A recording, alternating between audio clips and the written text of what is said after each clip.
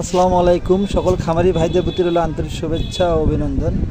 হঠাৎ করে টোনা ফুলে গেলে করণীয় বা টোনা ফোলার কারণ, টোনা কেন ফোলে বা টোনা ফুলে গেলে বা গলা ফুলে গেলে করণীয়।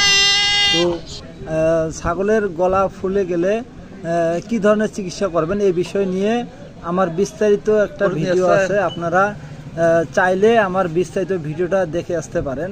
তো ছাগলের গলা ফুলে গেলে একে ইনজেকশন অবশ্যই করতে হবে, কারণ ইনজেকশনের মাধ্যমে এই চিকিৎসা করতে হয়।